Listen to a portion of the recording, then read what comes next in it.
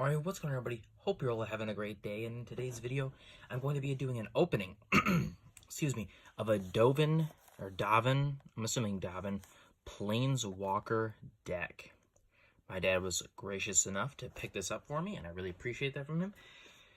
And I'm really excited to see what's in this deck. This is from Ravnica Allegiance. I definitely been wanting to pick up a Ravnica Allegiance, one being the latest set, until this next one comes out, and see what is in one of these Planeswalkers deck. Sorry, not what's inside it, because I already have an idea. It's kind of just see what all there is to it. And we're going to jump right into this opening. So let's go. I do not understand this layer of plastic they have to add. It's kind of stupid. Alright, there we go. Alright, and I'm sure this... And you also get two booster packs as well. Now, the one fault this thing hits is probably what every one of these hit. I don't think it's ever, frankly, going to change. Is that these decks are basically built to just be good against each other, if that makes sense. Or they probably lack the same consistency, again, as they always do. Let's get this out of here. Cool, perfect. Alright. So, there is our foil Planeswalker. I feel like I'm literally going to bend this card. Come on, dude. Why is it this hard? Of course, it's curling as they always do, and then I probably caused that little crimp, not going to lie. But, I've worked it down, frankly, for the most part. So here is our Davin, Architect of Law. He is 1 blue, 1 white, 4 of any color. He starts off with 5 counters.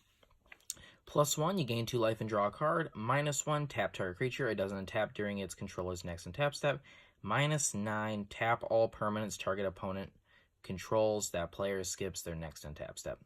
Pretty sweet. He's pretty expensive, but, you know, it kind of just is what it is. So here is the remainder of the deck here, plus, of course, our 2 booster packs of Ravnica Allegiance, and then, of course, a bunch of information that I don't need, so I know how to play the game. And that's the last of that. Let's move the rest of this stuff to the side. Okay. So let's crack open the rest of this deck. Blue and white. That's a color I've never really dabbled in. So let's get focused up here. We have Unbreakable Formation. Have Verity Circle. Davin Dismissal, which this card is, of course, these are specifically created for these decks to search your Planeswalker. And again, I'm sure this thing, again, has all the same issues. Concordia Pegasus, where it's missing the one major thing a deck needs, which I've said it 1,000 times, is consistency, and these decks just don't have it. 2 Prowling Cats, 3 ones for 2. Spirit of the Spires, flying 2/4 for 4. Other creatures you control with flying get +0, +1. 2 of those. A couple more Concordia Pegasus, so that's at least 3. That's better, I guess. 10th District Veteran, a 2/3 with Vigilance for 3. Whenever it attacks, untap another target creature you control. So you just get one of those. Chillbringer, a 3/3 for 5, has flying. I mean, there's a lot of flying in here, which I do really like. We have Senate Courier, a 1/4 flyer for 3. 1 white, 1. Senate Courier gains Vigilance till the end of the turn. Again, that's cool stuff. Nice abilities. Lots of flying, which is cool. 2 Windstorm Drakes. But again, it lacks any really decent consistency. I mean, the consistency isn't going to be awful, but it's not as good as it could be. Windstorm Drake, sorry. 3/3 for 5, and it has flying. Flying creatures get +1/+0. A lot of boosting abilities, a lot of these buff abilities. Azorius, Knight Arbiter. 1 blue, 1 white, 3 of any color. It's a 2/5 with vigilance, and it can't be blocked. So you got Elite. We got 4 of these. Wow, a play set. A 0/3 for 1, and you can pay a blue and 1 and tap a target creature. That's a surprising thing to see. Is there 4 of these? All right, these 3 of these. It's getting better here. Getting better. A 3/3 for 4. Dovin's Automaton. As long as you control a Dovin Planeswalker, Dovin's Automaton gets +2/+2 in his vigilance. That's pretty sweet, I guess. Of course, as long as you control him. Got some Azorius Guild Gates, some planes, some more planes, and some islands. There should be some more here. Yep. Arrester's Zeal for 1. Target creature gets +2/+2 in the turn. If you cast a spell during your main phase, that creature gains flying until their turn. That's pretty sweet. But a lot of these creatures already have flying, so.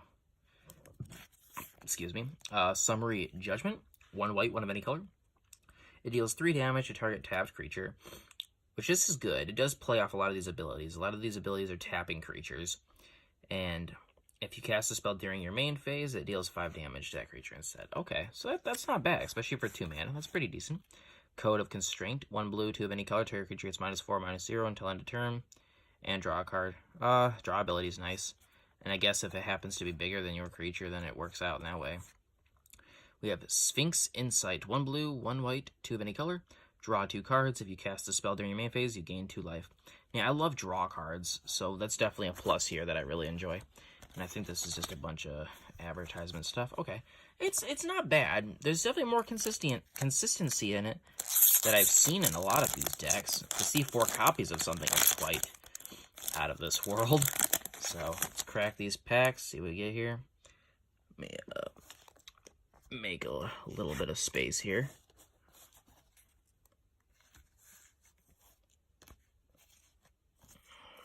Okay, just set that there with her Planeswalker. Okay, Gravelhide Goblin.